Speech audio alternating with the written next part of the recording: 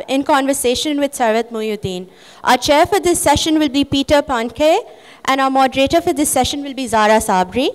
The session will go on for 60 minutes with the last 15 minutes reserved for Q&A. If you have any questions or comments, please wait till the question and answer session. I would also like to request all of you to please switch your cell phones off to avoid any distraction during the session. Thank you very much, and with that, I would like to invite our panelists to begin the conversation. Thank you.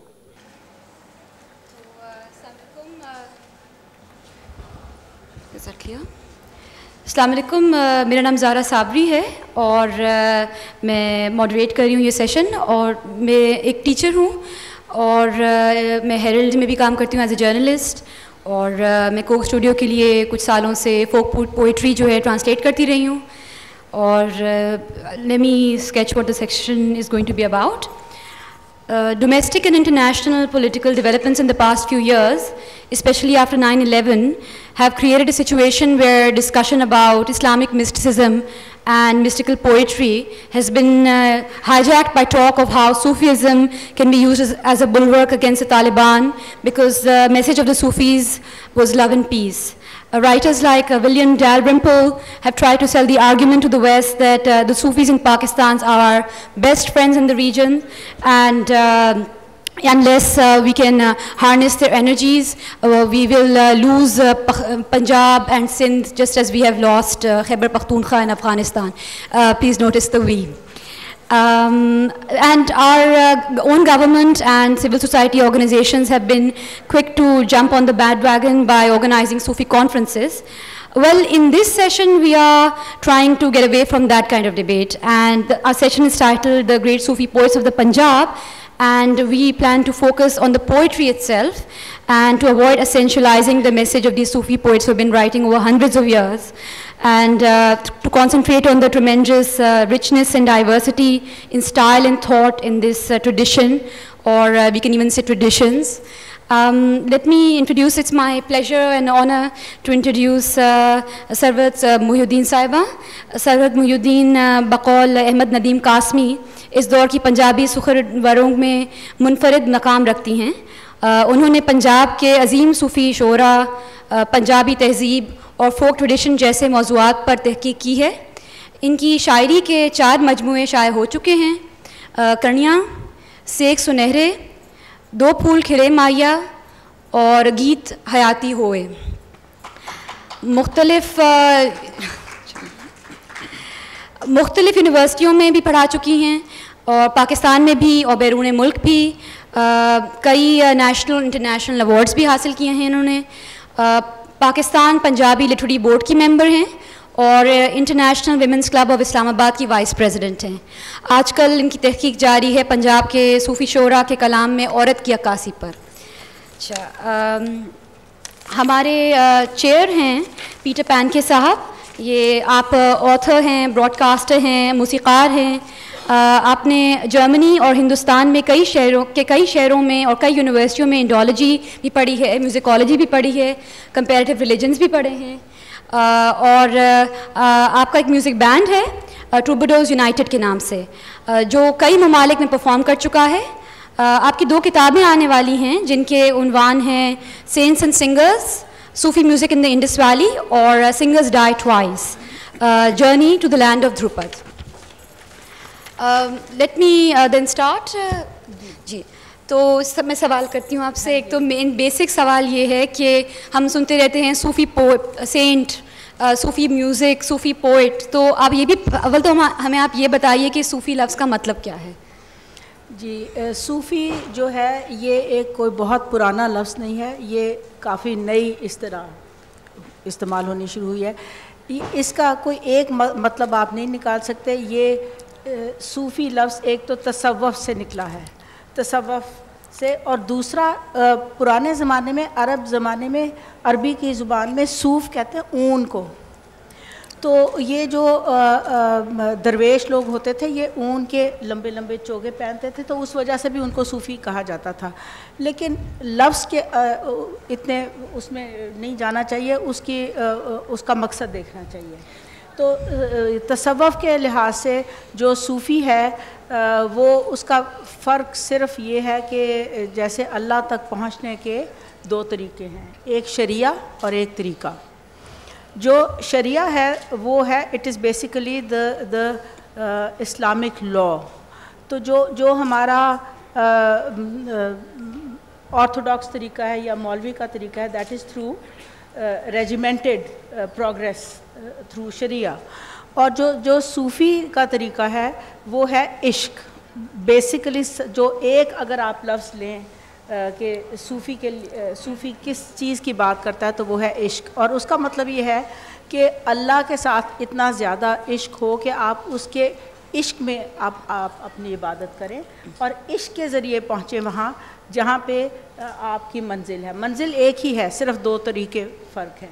ठीक है, तो थोड़ी सी debate में, हालांकि मैं पढ़ना नहीं चाहती, लेकिन आपने बात ऐसी की है तो मैंने कुछ और भी सुना है कि एक तो क्या ये नहीं कि इस किस्म की कि एक है इस्लामिक लॉ का तरीक़ा और एक है इश्क का तरीक़ा, क्या ये नहीं है कि अगर हम अपने फ़ुक़हा को देखें तो 99% सारे फ़ुक़हा में वो सूफ़ी रहे हैं, किसी न किसी किस्म के, वो किसी न किसी तरीक़े और मुख्तलिफ़ तरीक़ों में भी काफ़ी फ़र्क है। और ये शरिया एक साइड पर और दूसरी साइड पे ये क्या एक बहुत सिंपलिस्टिक बात नहीं है? ये नहीं है कि शरिया तो बेसिक हो गई जो आपके बेसिक, और ये तो उससे भी बढ़कर स्टाइल है, हर किसी का अपना अपना स्टाइल है और इस वजह से ये मिस्टिसिज्म तो हर कल्चर में है। जी, ये एक बहुत बड़ी गलत फहमी है कि ये दो अलग अलग तरीके हैं। ये दो अलग तरीके नहीं हैं।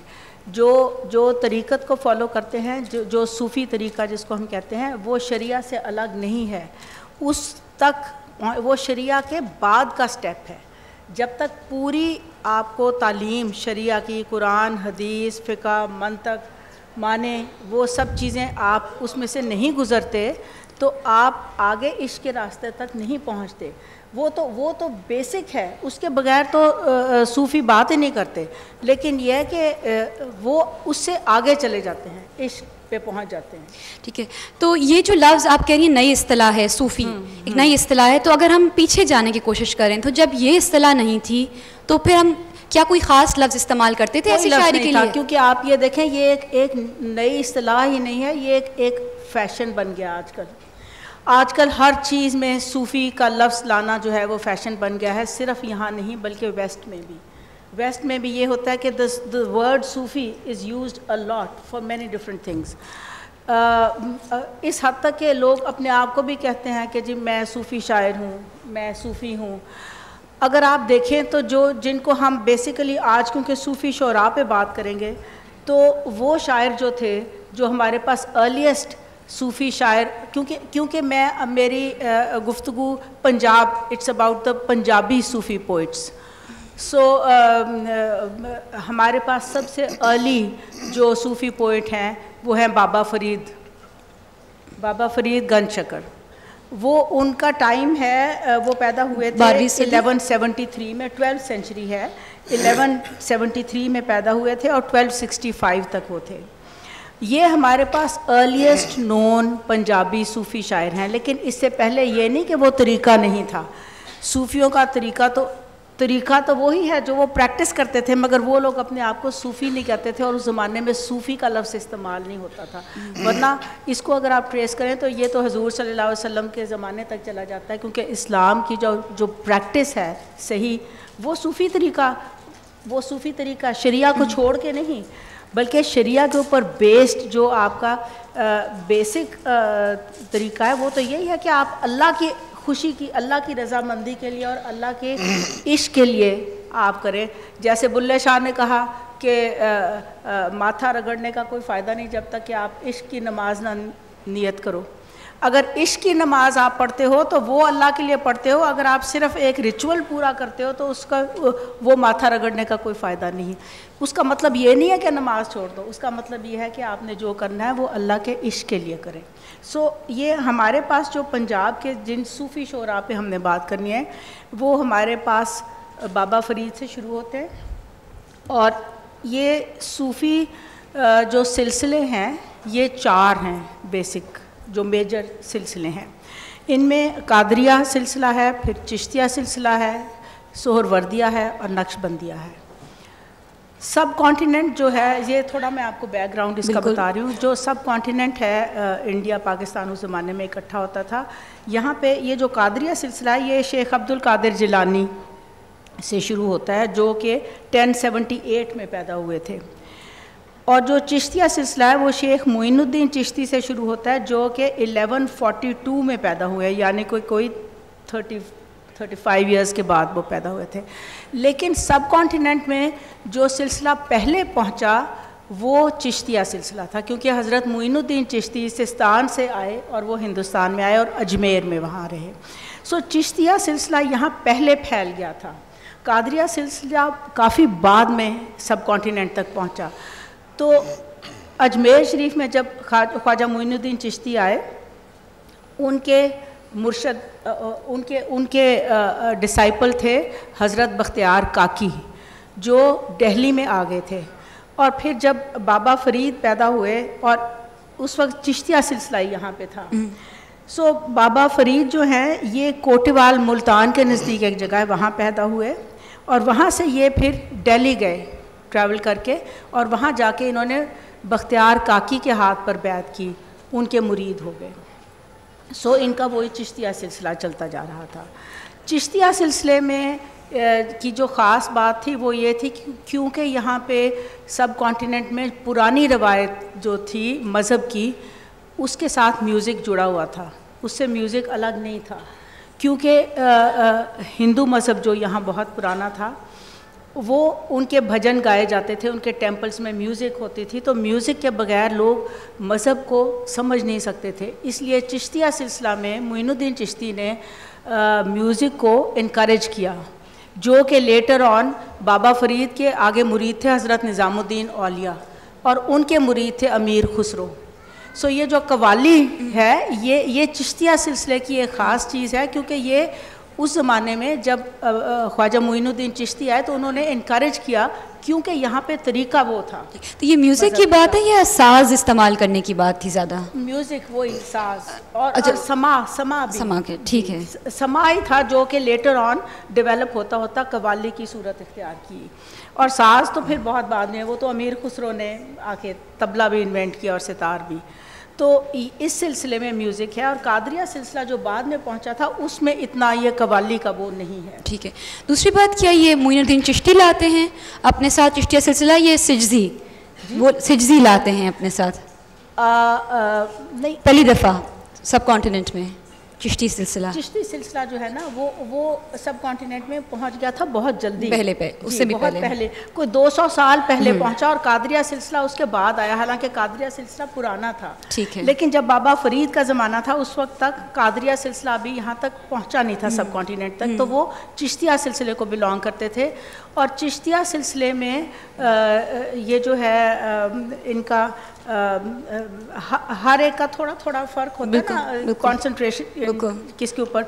तो चिश्तिया सिलसिले में जो बाबा फरीद की आगे पोइट्री की हम बात कर रहे हैं, जो पोइट्री उसमें जो बेसिक मैसेज है ना वो है वक्त को गुजारने का। वक्त सबसे जो इम्पोर्टेंट या सबसे जो अहम नुक्ता है बाबा फरीद की शायरी में, वो वक्त की इम्पोर्टेंस है कि जो वक्त है उसको कैसे इस्तेमाल करना। मतलब बाबा फरीद कहते हैं, कूक फरीदा कूक तू ज्यूं राखा ज्वार, जब लग टांडा ना गिरे तब लग कूक पुकार।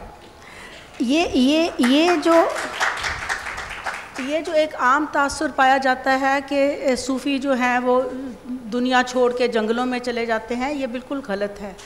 ये एक्शन ओरिएंटेड है, और जो टाइम की इम्पोर्टेंस है वो भी ये इसका मतलब क्या है, कूक फरीदा कूक तू, यानी कि कूकता कौन है? जो ऐसे चौकीदार आवाज़ देता है कि मैं जाग रहा हूँ और मैं पूरे होश हवास में और मैं ध्यान रख रहा हूँ।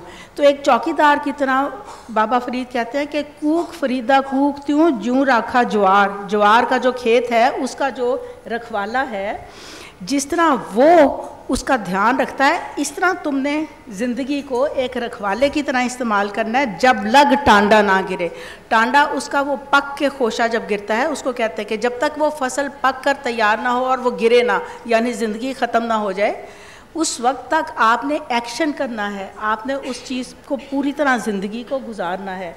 और बाबा फ़रीद की जो शायरी है वो दोहरे हैं, दो दो लाइनों की उनकी सारी शायरी है। उस ज़माने में अभी काफ़ी नहीं आई थी।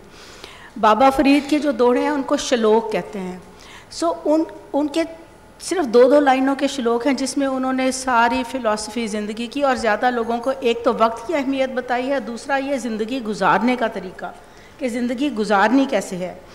और फिर उसकी फ़िलॉसफ़ी, जैसे कहते हैं फ़रीदा खाक ना निंदिए खाको जेड़ ना कोई, जिउंदियां पैरां थल्ले मोया ऊपर होई।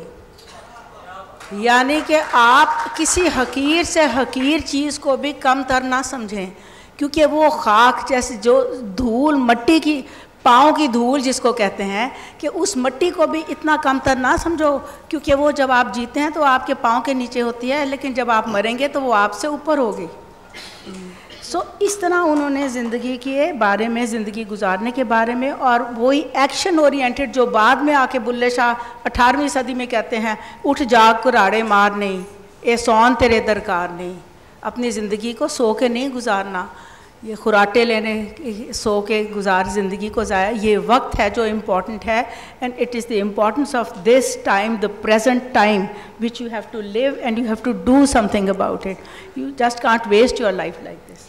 ठीक, तो ये जो आप बताई थी श्लोक और दोहे और काफ़ी, तो क्या ये था कि सारे शोरा हर फॉर्म में लिखते थे, या कुछ शोराओं के लिए कोई फॉर्म ज़्यादा इस्तेमाल में आता था? और ये बताते चलेंगे हमें कि काफ़ी होती क्या है और श्लोक होता क्या है, उसमें क्या फ़र्क होता है? मैं आपको बताती हूँ। देखें, ये शायरी की सिनफ़ें नहीं थी जो उन्होंने अलग अलग इस्तेमाल की, कि किसी ने काफ़ी चुन ली, किसी ने श्लोक चुन लिया, किसी ने दोड़े चुन लिया। ये नहीं था, ये वक्त का तकाजा था। बाबा फ़रीद का वो वक्त था जो 12वीं सदी, अभी यूरोप डार्क एजिज़ में रह रहा था।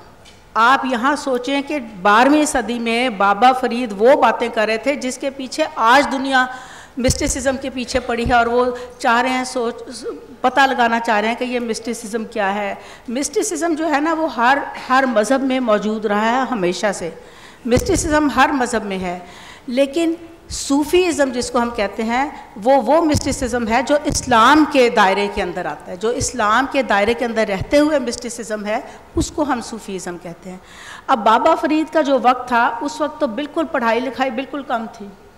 उस वक्त लोग, ये ओरल ट्रेडिशन थी, क्योंकि और इसीलिए ये जितने बुज़ुर्ग थे, बाबा फ़रीद भी कई ज़ुबानें जानते थे। वो अरबी पे भी उनको उतना ही अबूर हासिल था, फ़ारसी पे भी था। उन्होंने पंजाबी में क्यों लिखा? वो लोगों से जुड़ना चाहते थे, अवाम से जुड़ना चाहते थे, सीधी सादी ज़ुबान में अवाम को पैगाम देना चाहते थे। वो उन तबकात को पैगाम नहीं देना चाहते थे जो सो कॉल्ड पढ़े लिखे उस ज़माने में थे, जो संस्कृत जानते थे, जो फ़ारसी जानते थे। इसलिए उन्होंने पंजाबी में लिखा और आसान ज़ुबान में लिखा, और उन्होंने दो दो लाइनों के इसलिए लिखे कि आसान होते थे। ओरल ट्रेडिशन इसी तरह आगे चलती थी कि वो याद रहते थे, लोग सीना बसीना उसको सीना बसीना चलते थे। उसके बाद बाबा फ़रीद के बाद जो हमें पंजाब में पैदा होने वाला एक बहुत ग्रेट पोइट है, वो है बाबा नानक, गुरु नानक। वो बाबा फ़रीद के कोई गुरु नानक पैदा होते हैं 1469 में, जबकि बाबा फ़रीद पैदा होते हैं 1173 में। सो तकरीबन 150-200 साल के बाद गुरु नानक जब बाबा फ़रीद को सुनते हैं तो वो उनसे इतने इंस्पायर होते हैं कि वो बहुत बड़े शायर थे। अब उनकी इंस्पिरेशन जैसे एक मिनट इंटरप्ट करूँ, आप ये भी बता रही थी कि बाबा फ़रीद मौलाना रूम से भी पहले हैं। बाबा फ़रीद मौलाना रूम से पहले पैदा हुए थे। जो मौलाना रूम को वो समझा जाता है कि वहाँ से शुरू हुआ है सूफ़ीज़म। एक्चुअली उससे पहले जो अली हजवेरी दाता साहब, जो लाहौर में जिनका मज़ार है, वो सबसे पहले इंसान थे जिन्होंने एक क्रॉनिकल लिखा था सूफ़ीज़म के। हिस्ट्री में पहली दफ़ा जब सूफ़ीज़म के ऊपर कुछ लिखा गया तो वो दाता साहब अली हजवेरी की किताब थी कश्फुल महजूब, जो 1078 में तो दाता साहब फौत हो जाते हैं। ठीक है जी। तो उसके बाद बाबा फ़रीद के भी 34 इयर्स के बाद मौलाना रूम पैदा होते हैं। ठीक है, हम असर वो रहे लेकिन वो बाद में पैदा हुए। लेकिन वो हिस्टोरिकल पर्सपेक्टिव में देखना जरूरी है, क्योंकि आपको टाइम वाइज देखना पड़ता है। बिल्कुल बिल्कुल। अब गुरु नानक की भी बात करें, गुरु नानक जो हैं वो जब पैदा होते हैं 1469 में, तो उनका मैसेज वही है, क्योंकि वो बाबा फरीद से इंस्पिरेशन लेते हैं सारी। जो सिखों की मजहबी किताब है ग्रंथ, उसमें 1/3 जो है वो बाबा फरीद का कलाम है। एक्चुअली हमें उनका शुक्रगुजार होना चाहिए कि उन्होंने वो कंपाइल किया तो हम तक पहुंचा, वरना ये तो ज़ुबानी, ये तो ओरल ट्रेडिशन में था, हमारे तक शायद वो बाबा फरीद का पूरा कलाम पहुंचता ना। अगर उनके 5वें गुरु जब उन्होंने वो कंपाइल किया तो उसमें 1/3 जो कलाम है वो बाबा फरीद का है। और वो ये लोग वैसे साइड लाइन बता रही हूँ ये बात कि जब सिख लोग, क्योंकि इंडिया काफ़ी, मैं यूनिवर्सिटीज़ में जाती रहती हूँ फॉर लेक्चर्स एंड, तो वहाँ पे वो कहते हैं कि जिस वक्त वो ग्रंथ को सजदा करते हैं, जो किताब है उनकी उसको सजदा करते हैं, तो वो कहते हैं कि जब हम ग्रंथ को सजदा करते हैं तो हम गुरु नानक के साथ आपके बाबा फरीद को भी सजदा कर रहे होते हैं, हमारे लिए वो उतने ही इम्पॉर्टेंट हैं। अच्छा, अब उनकी शायरी में फ़र्क यह है कि उनकी सारी इंस्पिरेशन जो है वो नेचर से ली है। गुरु नानक की बहुत खूबसूरत शायरी है और वो सारी उन्होंने नेचर से ली है। और he also, because he was inspired by Baba Farid, he believed in one God. उन्होंने वो बेशुमार गॉड्स वाला तस्वर हिंदुज़म से हट के किया। लेकिन बहरहाल हम क्योंकि वो पंजाब के हैं इसलिए उनका जिक्र ज़रूरी है। जो आप काफ़ी की बात कर रही हैं वो हमें फिर कोई 300-350 साल के बाद, बाबा फरीद के बाद, हमें शाह हुसैन मिलते हैं। शाह हुसैन जो है वो 1538 में पैदा हुए, जो अकबर का ज़माना था। लाहौर शहर में वो पैदा हुए, लाहौर शहर में रहते थे। अकबर जो था, अकबर ने अपने हुकूमत के दौरान 14 साल के लिए अपना कैपिटल शिफ्ट किया था दिल्ली से लाहौर। जो लाहौर में शाही किला है वो अकबर ने अपना रेजिडेंशियल पैलेस बनाया था, जो कि बाय द वे वहाँ मौजूद था बहुत पहले से। जब महमूद गजनवी आया था तो उसने उसी साइड पे रावी के किनारे एक कच्चे गारे, मिट्टी गारे से एक किला तामीर करवाया था।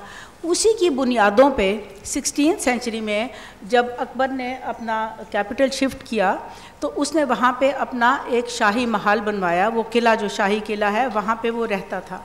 उस ज़माने का जो लाहौर था वो जैसे वो होते हैं, शहर बसते हैं, क्योंकि बादशाह वहाँ आ गया तो जो वॉल्ड सिटी ऑफ लाहौर है, जो पुराना शहर है लाहौर का, वो सारा वहाँ उमरा वज़रा सारा लाहौर शहर वही था जो कि उसके अंदर था, वॉल्ड सिटी में। वो पुराना शहर जो है वो अकबर के ज़माने में, आप सोचिए कि वहाँ पे सारे जो इंडिया में बाद में डेवलप हुए आर्ट्स एंड क्राफ्ट्स, वो अकबर ने सारी दुनिया से मंगवाए थे। बेहतरीन कपड़ा बनाने वाले जिन्होंने ज़री कमखाब बनाया, बेहतरीन आर्टिस्ट जिन्होंने मुग़ल मिनिएचर पेंटिंग उस ज़माने में शुरू हुई, ख़त्ताती जो कैलीग्राफी है वो बेहतरीन ईरान से कालीन बुनने वाले मंगवाए। सारे आर्ट्स और कल्चर का एक बहुत बड़ा सेंटर था लाहौर। और उसमें लिटरेसी का ये हाल था कि उस ज़माने में 100% लिटरेसी थी लाहौर शहर में अकबर के ज़माने में। उस ज़माने में शाह हुसैन पैदा होते, और वो लिटरेसी ये नहीं थी कि जैसे जिसको नाम लिखना आता है वो लिटरेट नहीं माना जाता था। वो होते थे जो बाकायदा इल्म हासिल करते थे लोग, और उसमें मजहबी उलूम भी शामिल थे। सो शाह हुसैन जो थे उन्होंने बाकायदा पूरी एक तालीम हासिल की, कुरान, फ़िक़ा, हदीस, माने, मंतक, ये सब उन्होंने वहाँ पे किया। और उनके जो मुर्शद थे वो एक शेख बहलोल थे जो चंडियोट के रहने वाले थे, उस ज़माने में लाहौर में थे। 12 साल तक पूरी तालीम लेने के बाद शाह हुसैन को एक दिन अचानक एकदम ये महसूस हुआ कि ये एक्वायर्ड नॉलेज जो है वो मेरे लिए नहीं है। मैं सीख के नहीं, मैं खुद से पता लगाना चाहता हूँ what is the reality, I want to know for myself. उस वक्त उनकी उम्र 36 बरस थी। चुनाचे एक दिन वो कुरान पढ़ रहे थे और उसमें वो आयत आई जिसमें है कि ये दुनिया खेल तमाशा, तो बस उनके ऊपर वो मजजूब जैसे होते हैं वो हो गए और वो मस्जिद से बाहर निकल आए और उन्होंने इसी लाहौर की जो वॉल्ड सिटी थी उसमें गलियों में नाचना गाना शुरू कर दिया, सुर्ख रंग का कपड़े पहन लिए और सारा वक्त वो गलियों में नाचते थे। चुनाचे लोग उनको बड़ी मलामत करते थे। सो ये उनसे शुरू होता है। एक ये ख़ास मलामतिया सिलसिला भी है जो अंदर से उनके पूरा शरिया के ऊपर पूरी वो तालीम लेने के बाद वो उसको ज़ाहरी तौर पे रिजेक्ट करते हैं, तो उनके ऊपर मलामत की जाती है। और जिनको ये लफ्ज़ समझ नहीं आता उनको मलामत का मतलब है ब्लेम। तो हाँ, ये तो नाश्ता गाता फिरता, ये कैसे कोई वो जानबूझ के कोट कर रहे हैं कि हाँ मुझे बुरा कहो, हाँ कोई बात नहीं, हाँ, वो कहलवाना चाहते हैं। सो शाह हुसैन ने काफ़ी जो है वो शाह हुसैन ने इन्वेंट किया था ये फॉर्म ऑफ पोइट्री। अब काफ़ी क्या है, काफ़ी वो चीज़ है जो कि शॉर्ट पोइम्स होती हैं जिनका जो देखने में लोकगीतों की तरह होती हैं। लोकगीत तो हर जगह के बड़े पुराने होते हैं और पंजाब का विरसा तो बहुत ज़्यादा है लोकगीतों का, सदियों से लोकगीत चले आ रहे थे यहाँ पे। उनकी फॉर्म जो है वो लोकगीत की तरह होती है, यानी कि उसमें एक अस्थाई होती है और उसके अंदर चंद लाइनों के कुछ बंद होते हैं, मगर आपको वो जो बंद होते हैं वो देखने में लगता है कि इंडिपेंडेंट हैं। जितने जितने वो जो वर्सेस हैं, स्टैंजास हैं, सारे बंद हैं, वो लगता है कि इंडिपेंडेंट हैं और एक दूसरे से इंडिपेंडेंट भी होते हैं। मगर जब ऐसे, ये आपने शाह हुसैन की बेशुमार काफ़ियाँ सुनी होंगी कि जब वो एक बंद पढ़ते हैं गाते हैं तो उसको फिर अस्थाई को रिपीट करते हैं, वो अस्थाई उन सारे बंदों को जोड़ती है आपस में। शाह हुसैन का वो ज़माना था, एक अगर आप हमें सुना दें एग्जाम्पल के तौर पे। बिल्कुल। लेकिन शाह हुसैन का वो ज़माना था जब तानसेन था अकबर के ज़माने में। अकबर के दरबार में तानसेन जैसा म्यूज़िशियन मौजूद था और उस ज़माने में लोग म्यूज़िक की तालीम जो है वो आम नहीं होती थी, वो सीना बसीना, वो सिर्फ अपने। तो ये बड़ी हैरानगी की बात है कि शाह हुसैन को राग और रागनियों की इतनी समझ कैसे थी और उनको पूरा क्लासिकल म्यूज़िक का कैसे पता था कि उनकी जितनी काफ़ियाँ हैं वो राग और रागनियों में कंपोज की गई हैं। हर काफ़ी का एक राग है जिसमें वो गाई जाती है। बेशुमार उनकी काफ़ियाँ हैं जिसमें उन्होंने जितने इस्तारे लिए वो अपने एनवायरनमेंट में से लेते थे। बाबा फरीद का जो ज़माना था वो सिंपल जो लोग थे, रुखी सुखी खाए के ठंडा पानी पी, वेख पर आई चौपड़ी ना तरसामी जी, वो उस किस्म के सादा लोगों के लिए लिखा था। ये लाहौर में थे इन्होंने। और शाह हुसैन जो थे ये एक जुलाहा वीवर जो होते हैं उनका, he was the grandson of a weaver. So उनकी सारी टर्मिनोलॉजी जो है वो चरखे के साथ और कातने के साथ और धागा और वो सारा वो है। और उन्होंने सारे वो इस्तारे लिए जो कि अगेन लोगों को बताने के लिए थे। चरखा, सावरे, पेकड़े, दाज, ये सब उनके इस्तारे हैं जिनको वो इस्तेमाल करते हैं। चरखा जो है स्पिनिंग व्हील जो है, स्पिनिंग व्हील जो है, तो उसमें जैसे वो कहते हैं ना कि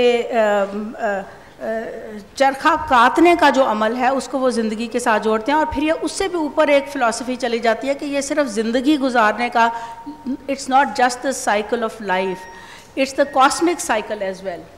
क्योंकि वो भी एक जैसा चरखा को घुमाते हैं आप, तो उसमें ये जो कॉस्मिक साइकिल है वो भी उसी के अंदर आता है। और चरखा काटने का जो अमल है, अगर आप गौर करें तो ये एक बहुत ही सीरियस काम है, क्योंकि आपको पूरी तवज्जो उसके ऊपर देनी पड़ती है, आपको पूरी तनदेही से काम करना पड़ता है, आपको देखना पड़ता है कि आपने उसको व्हील को कितना चलाना है, कितना फाइन धागा पैदा होगा। जैसे शाह हुसैन कहते हैं, रा इश्क दा सूई दा नक्का धागा होवे ते जावें। रा इश्क दा सूई दा नक्का धागा होवे ते जाने। अब आप ये अंदाज़ा लगाएं कि जब रुई कपास आप चुनते हैं खेत से, वहाँ से लेके धागा बनने में कितना अमल, कितनी स्टेजेस में से वो रुई गुज़रती है तो फिर उसका धागा बनता है।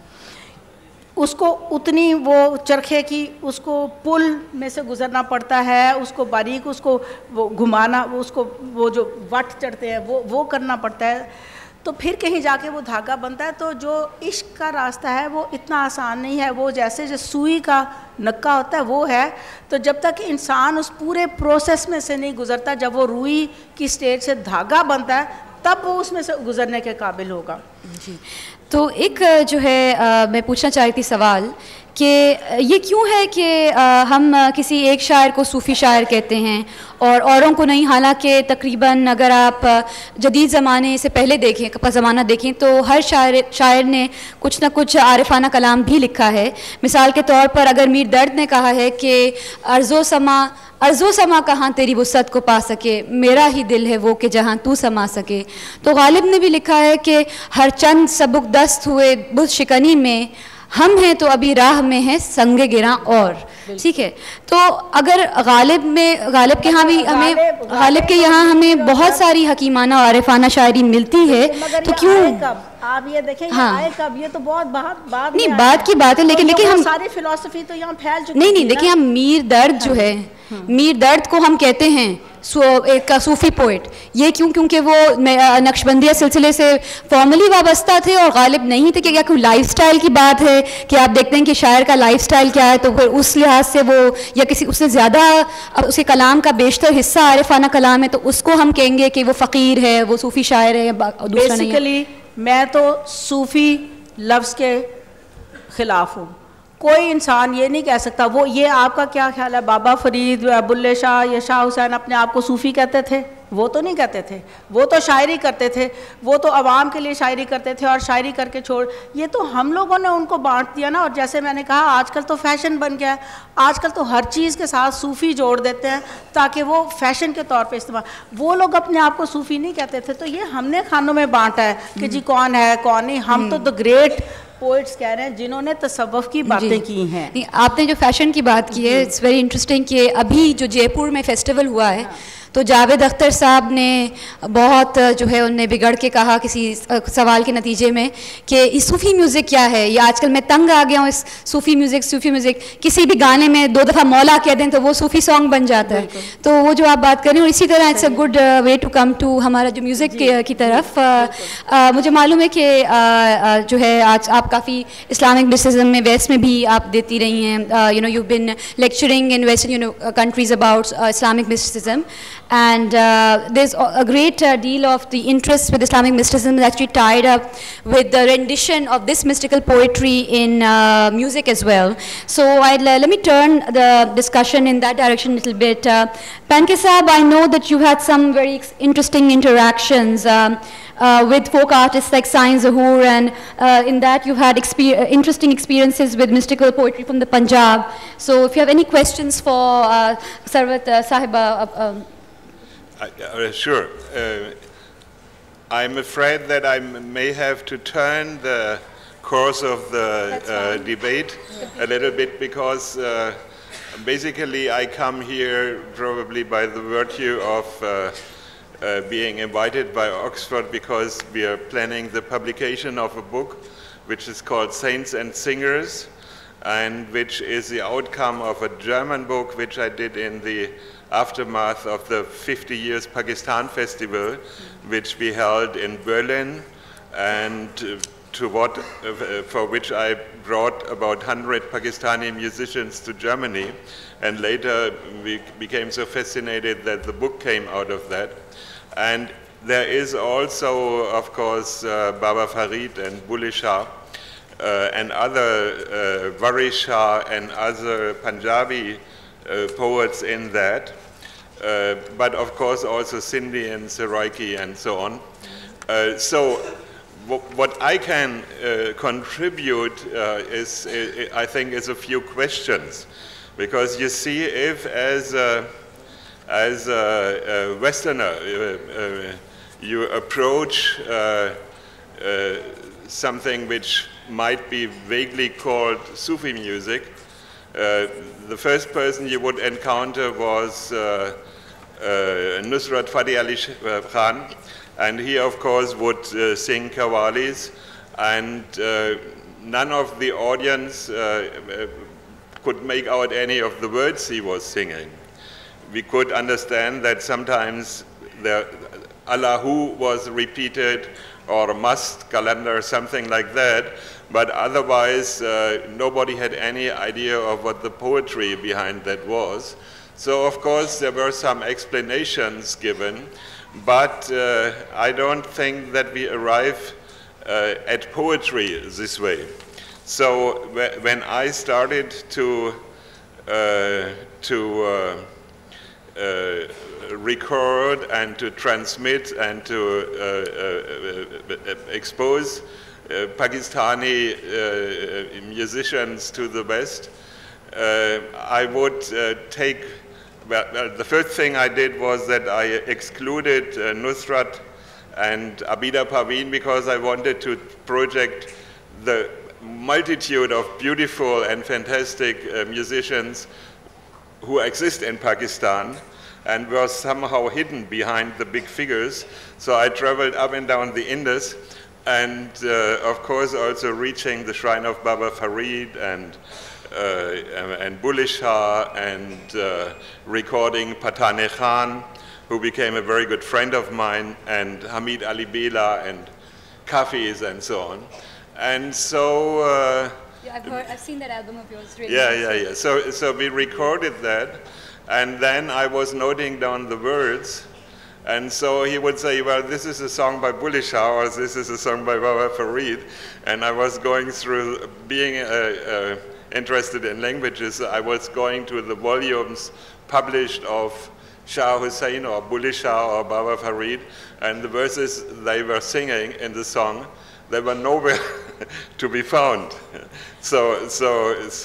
And we had to ask specialists in these languages to translate what the singer actually had sung, because we wanted to understand what he was singing, what is the message. And it was very obvious that there is not just a written tradition in books, but that these poets are really transmitted in an oral tradition, and there is a multitude, there are many different versions, even of a single poet. And that reflects the fact that actually there is nothing what you can call Sufi music. There is not a genre which is Sufi music, but music by what we may call vaguely Sufis is sung from Morocco to Malaysia in hundreds, if not thousands, of different styles. One of them is Kafi, and one of them is Qawwali, and so on. So we really have to differentiate, but that's the very virtue of that, because you don't have a single language liturgy, but you have always a direct communication between the people who are living in the area and their musicians and their singers, because they wanted to be understood. So naturally, Baba Farid wasn't singing in Arabic, but he was singing in Punjabi, because he wants the Punjabis to understand what he says. I mean, it's obvious. Yeah. This is an interesting point. Yes, it's and the same thing happened in Europe, because up to around the same time when Ali Hujwiri came to Lahore to settle down there, a very similar phenomenon was happening in Europe, that we have all these spiritual poets and musicians coming in from North Africa into Spain and into Sicily and so on. And it's really amazing that in my experience, in the long time I spent in Sindh and learning songs from people like Alan Fakir, I really was totally flabbergasted to see that he was singing Fakir songs which were almost literally the same as have been sung in the 12th century in Spain. Do you still have those texts? Are those preserved? The one that the troubadours sung? They are preserved, but okay. they are not preserved in books, because this whole genre, okay. what I would call Malang songs or Fakir songs, right. nobody had, okay. The troubadour songs. You cannot preserve it in a book, you have to learn it, right. put it into your system, right. and that's the only way you can preserve that. Exactly, this is to take it back to Sarwat, this Okay. point, which is very important, which I knew Panke Saab wanted to raise about authenticity of the text.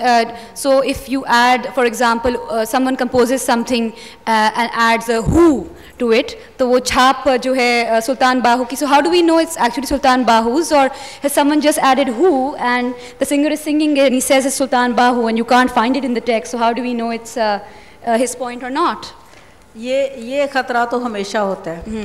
वारिस शाह ने जब हीर लिखी थी तो उस ज़माने में भी क्योंकि कलमी नुस्खे होते थे, हाथ से लिखी गई थी, तो अब कोई 30-40 साल पहले रिसर्च की गई वारिस शाह के ऑथेंटिक नुस्खे पे, तो उसमें से बहुत अशार ऐसे निकले जो लोगों ने वारिस शाह की अकीदत में, मतलब बुरी नीयत से नहीं, उनकी अकीदत में उन्होंने ऐड किए हुए थे।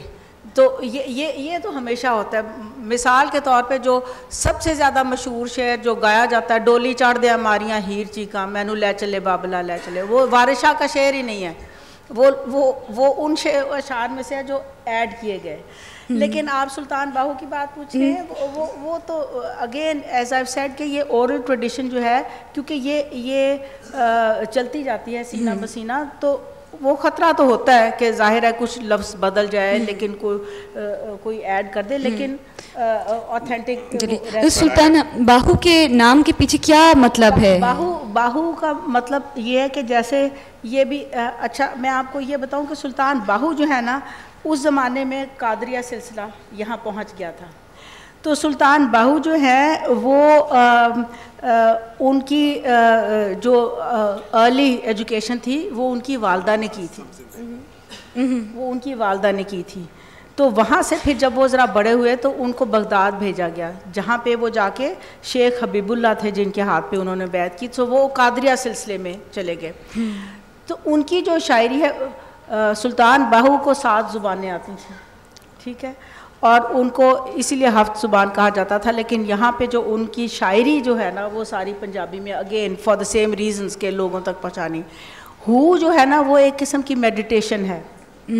किसका मतलब मैंने सुनी कि जैसे कि हुआ वो अल्लाह कहते हैं ना, जैसे वो खुदा है, वो हु जो है ना, it's a form of meditation. Like for meditation you always have, if I may ask something, you see, because if you आप माफ कीजिएगा कि मैं उर्दू में नहीं बोल दूं, बोल तो रहे हैं, बहुत अच्छा बोल रहे हैं। मेरा ज़बान थोड़ा सा उतना अच्छा नहीं है जैसे आपके हैं, इसीलिए excuse me, I'm for speaking English, but you know, of course there is an oral tradition and other singers add other things.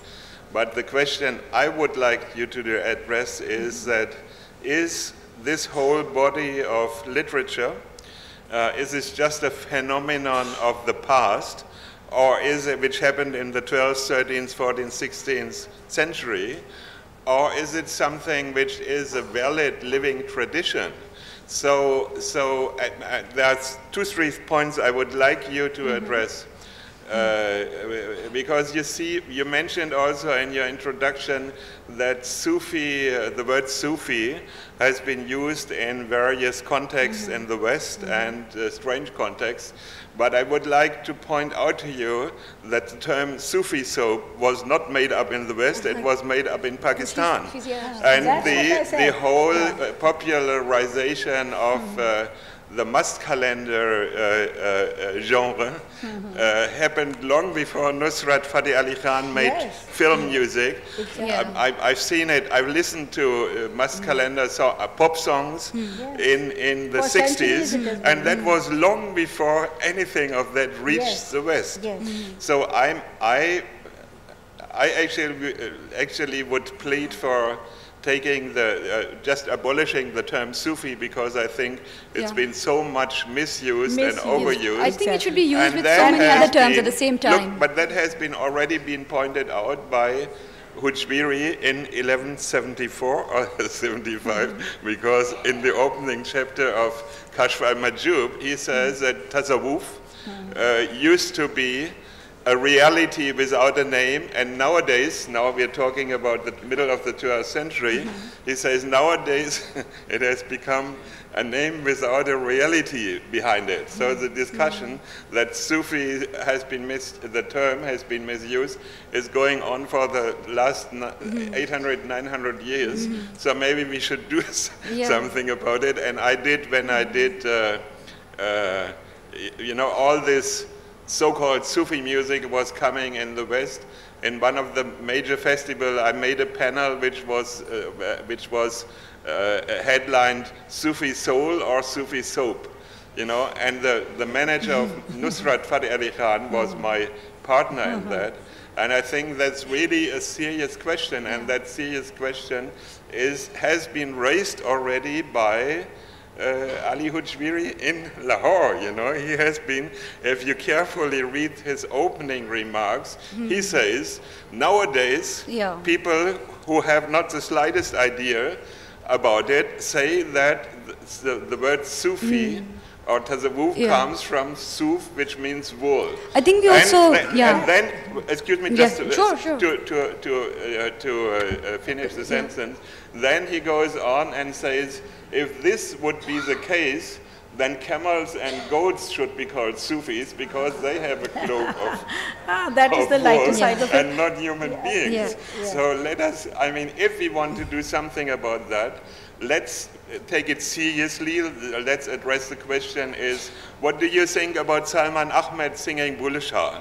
You approve of that? You think it's you know, things like that. If we just repeat the history, it's okay, it's a part of the curriculum, but I think it's very far from the spirit of the subject. I think may I just add one thing?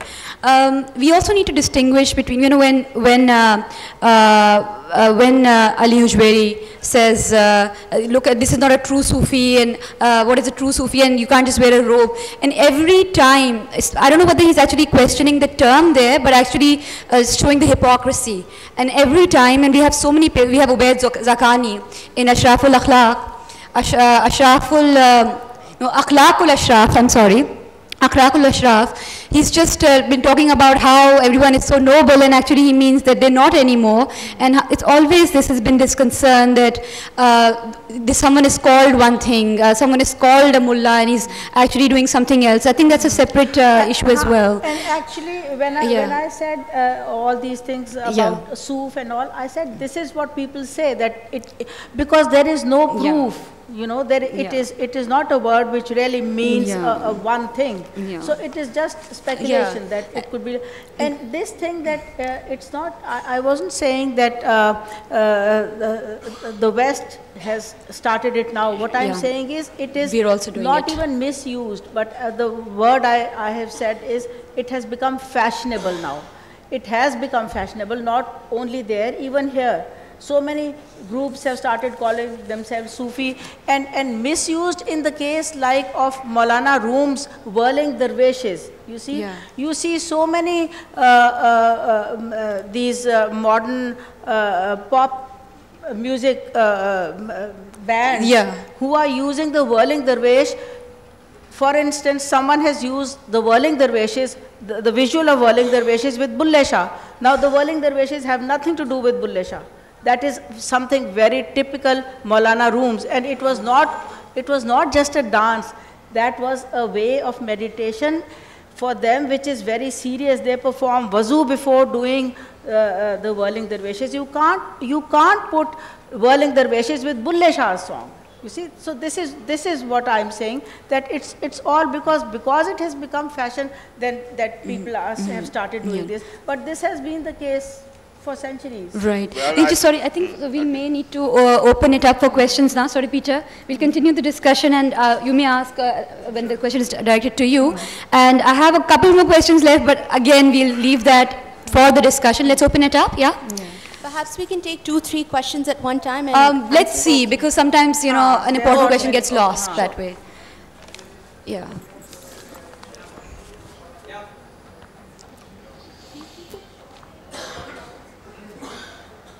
Madam हक मौजूद हमारे यहाँ आपकी जो आपने सारी speech सुनी हमें ये लगा कि आपने तसव्वुफ और सूफीज़म को शरीयत के ताबे बना दिया है, मगर सूफियों के आगे जो है वो तसव्वुफ और सूफीज़म शरीयत जो है वो इतनी जितना आपने बयान किया इतना नहीं था।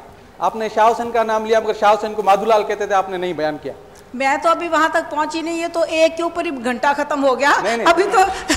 अभी तो बाबा फरीद की बात पर ही घंटा खत्म हो गया। शाह हुसैन की तो पूरी बात ही नहीं हुई। अभी सुल्तान बाहू, चले आप सवाल पूछें तो फिर ये हमें ऐसा लग रहा था कि सूफी थोड़ी देर के बाद मौलवी हो जाएंगे, ऐसा नहीं है। हमारे यहाँ जो है सूफी हैं वो आप एक मुझे बताइए 1 मिनट, रूमी को क्या कहते हैं आप?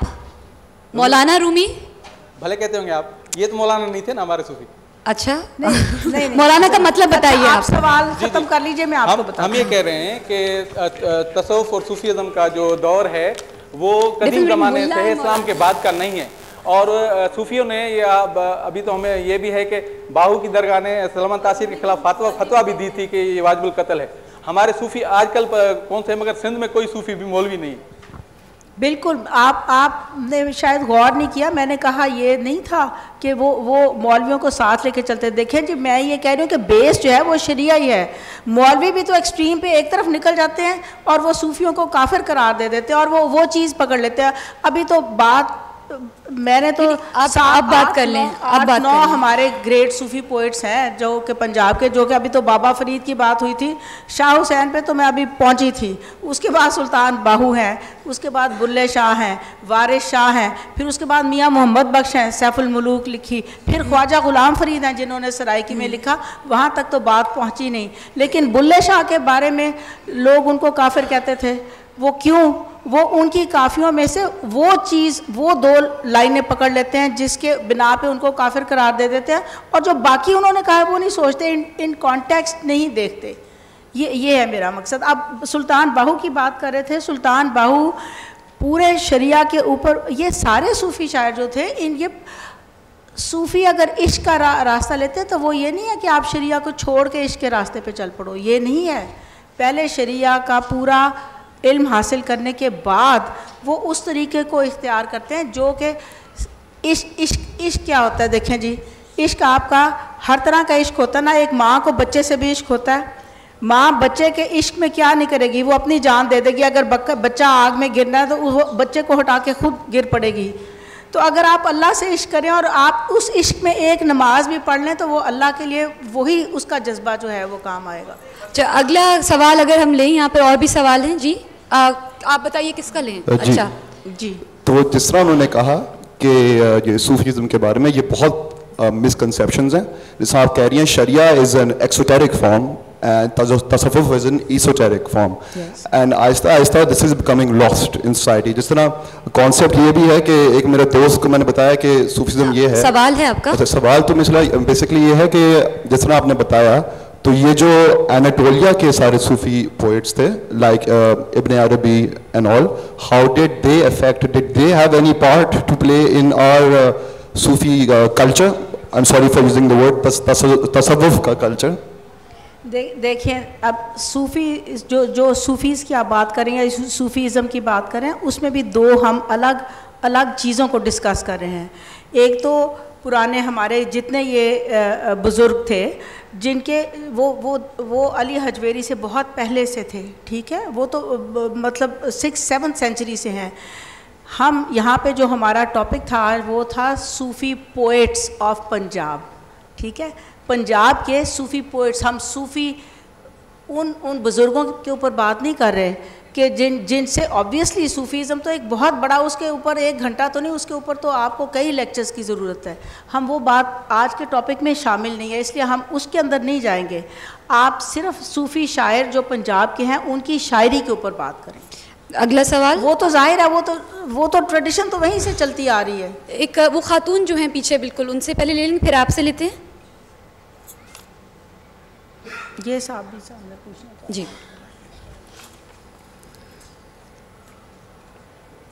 जी। Hello, Assalamu alaikum. Thank you for your comments. I just wanted to talk to you about this whole concept of, you know, when Mr. Panke mentions that, you know, Salman Ahmed sings Bulle Shah, or they're whirling dervishes in videos these days. So my question is, what's really wrong with that? Because any tradition sort of exists in its past and then in present, and then it's a continuous, it's a lived tradition. So things change, like Islam constantly evolves. You know, in some ways it's practiced differently, and in Pakistan it's practiced differently. So what's wrong with, you know, for instance, Salman, I mean, like perhaps we need to take the discussion forward, as opposed to saying, you know, we shouldn't say this is Sufi and this is not, but perhaps, you know, say that this is how it is and what we can sort of learn. May I answer to You that? know, there's May nothing I? wrong with that. I didn't say it's wrong. There's nothing wrong with it. Actually, it's a very good thing that the younger generation has started taking interest. Like so many people now, young generation around in their teens, they have started asking who is Bulle Shah. When they hear Bulle Shah, they ask. I didn't say it's wrong. What I want is that people should keep these things separately. Like, you know, if they are producing something with Bulle Shah, they should make it clear what is Bulle Shah and what is Maulana Room. People should not mix up kafis. In so many songs, even Abda Parveen is mixing up. When she announces, I'm going to sing Bulle Shah, she puts a line of Baba Farid, and then she puts one line of Khwaja Ghulam Farid, and then she starts on. It's a very good medium to educate the new generations. You see, singing and music, it's a very, very good medium to educate the younger people. And Peter will also what I add mean to is this. it should be the focus should be on the authentic verses. If it's Bulle Shah, it should be Bulle Shah. If it's Shah Hussain, it should be Shah Hussain. So because the younger, like I can make out the difference. Okay, this line wasn't Bulle Shah. She quoted it, she sang it from Khwaja Ghulam Farid. Yeah. But people should be careful Yeah, when they're definitely there is producing music confusion to sometimes. educate people. Sometimes even within the line, the language shifts. It becomes half Urdu. At times people don't notice. Panke Sahab would like to add. If you allow me course. to express my view to that.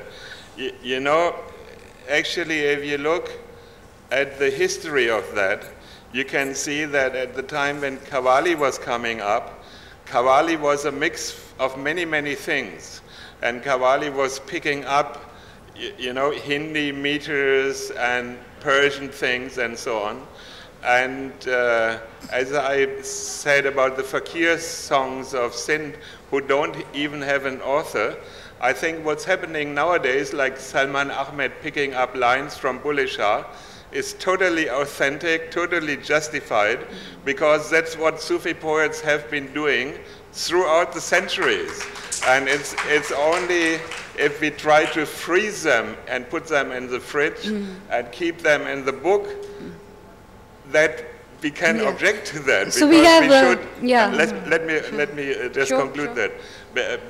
If we want it to be a breathing, alive, inspiring subject, we have to take them out of the book and out of the fridge. So I'm thankful for, I think it's fantastic if people are doing that.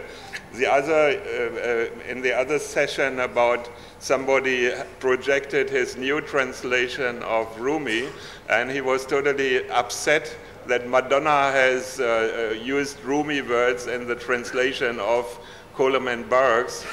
And I can't understand why people get upset about that, because nobody is the owner of Rumi poetry. And the thing is that if it goes through the cultures, we're living in a time where people meet and languages meet and musics meet, and that's not new, you know. Qawwali itself is not a pure form. It's a total amalgam of many different. Agreement. So it was the world music of the 12th, 13th century. So and we have agreement that's on the what we are point. doing. We have agreement on the point that fusion music is actually a good thing, and all we're saying is that you know, maybe we should be a little careful about our sources, and also some people may get annoyed if the translation is completely different from the original. Next question, if maybe we can take it from the front somewhere. Yeah, there's a question. Okay. Ji, bilkul. I have my next question. I greatly appreciate all the discussion in today's session. It's very enlightening.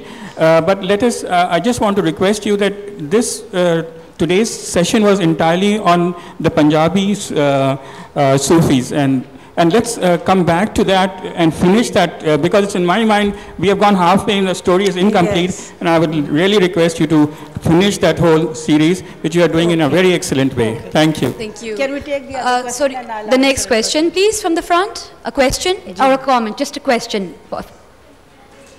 Okay, this will be our last question, yes. So you choose, you know, there's so many, you know, whoever can give up their question for the other person, and you can always talk to her later. Well, I have a small comment, but I would like to... No, you, sorry, if there's a question, that would be much more appreciated. Okay. You can make a comment later. Is that a question? I misunderstood. Yes, okay, let me ask a question. Maybe I misunderstood that there is no Sufi music. And what is actually Sufi music, which we have not really, it's a now fashion. Every time you find Coke Studio also goes for a Sufi music and all that. I have not been able to comprehend that as yet. But as far as in Sindh, Shah Latif is concerned, at his shrine, Dargah, there is a Sufi music. Yes. Mahfil-e-Sama. Bilkul. That his fakirs, they come and they sing that song for all the 6 days of a week at sitar and tamburo in a very different way. So have you seen that? Is that may I possibly answer? May I possibly answer, please? Sorry, may I? Have you? Okay. Okay. Yeah. I'll give the comment to Peter then. Because he just addressed me. I've been living in Bichar for some time. It's one of the dearest places I found in Pakistan. And of course, this can be called Sufi music, but what I wanted to say is there is not one single style which can be called Sufi music. If you talk about Sufi music, you have to talk about hundreds, if not thousands, of different styles who are also Sufi music. But if everything is Sufi music, it doesn't make sense. So Shah Latif style is something particular. Qawwali is and the Gnawas of Morocco. So just to label everything Sufi music, I don't think it's doing justice to the beautiful variety of musics you have, you know. That's what I wanted to say. That's an excellent answer. And I think, do we end the session, or can we take one more question? What do you recommend? Can we take maybe a couple of questions together, but I would request all of you to keep it really short. All right. We'll take 2-3 questions and चूँकि उस वक्त plural society थी, multi religious था, तो क्या मैं ये पूछना चाह रहा हूँ कि ये बेस्ट मीडियम नहीं था कि शायर के पास एक पोएटिक लाइसेंस होता है, तो सूफी शायरान ने अपने लाइसेंस को इस्तेमाल करते हुए मज़हबों की कोहेरेंस को बढ़ाने की कोशिश की है. Thank you. अच्छा, ये आप दो अपने सवाल याद रखिए. पीटर, आप पहले जवाब दे दीजिए. First you go ahead and then the last response will be Sarwat. Please go ahead. I think I can just take your question. I think the reason is that Rumi was born in Balkh. He came from that area. And he was speaking Dari. He was not speaking contemporary Persian. So if you want to listen to the original versions of Rumi, you have to go to Badakhshan or places like that. Thank you. It's all coming from that area. जी, दो सवाल थे कि ये सूफी शायरी को मज़हब के ख़िलाफ़ बगावत की तरह इस्तेमाल, आप ये पूछा था ना जी. देखें, यही तो सारी बात समझने वाली है कि सूफ़ी शायरी में से वो चीज़ें क्यों पकड़ी जाती हैं कि जिनको आप मज़हब के ख़िलाफ़ समझते हैं. मैं तो आपको शुरू यहाँ से किया था कि पहले मज़हब की पूरी तालीम होती है, उसके बाद वो शायरी करते हैं. सूफ़ी शायरी क्या सिखाती है? अमन, प्यार, मोहब्बत, इंसानियत सबसे बड़ी. और जो बुल्ले शाह ने कहा था ना कि सिर्फ़ आप एक चीज़ को पकड़ के, जो मौलवी के ऊपर बुल्ले शाह को एतराज़ था वो ये था कि वो एक नुक्ते को पकड़ के और उसी को करते हैं, पूरे स्पिरिट को नहीं समझते इस्लाम की. वो उन्होंने क्यों कहा था मैं पाप पढ़े तो डरना, हाँ, कि थोड़ा पढ़ के आप फतवे नहीं दे सकते, आप पूरी मज़हब में पहले डूबें, ये बिल्कुल उसके ख़िलाफ़ नहीं है। ये तो वो चीज़ उसको बताती है कि आप सही इस्लाम को फॉलो करें। वो कहते हैं कुरान किताबां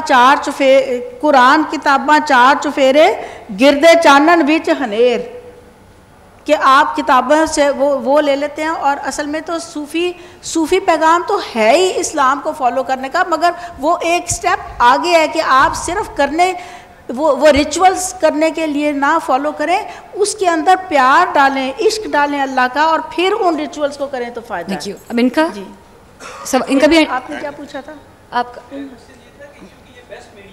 जी, तो क्या ये बेस्ट मीडियम था?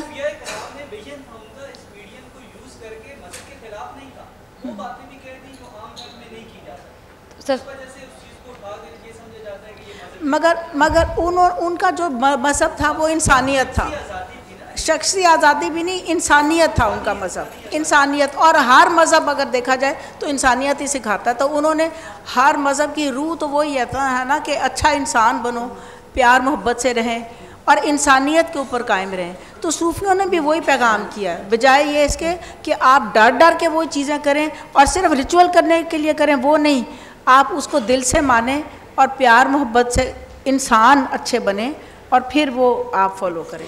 Thank you so very much. और मैं इन दोनों का शुक्रिया अदा करना चाहती हूँ कि कुछ मौसीकी का भी आ गया पॉइंट ऑफ व्यू, बहुत अच्छा, और हमें शायरी का बहुत शुक्रिया आपका सबका।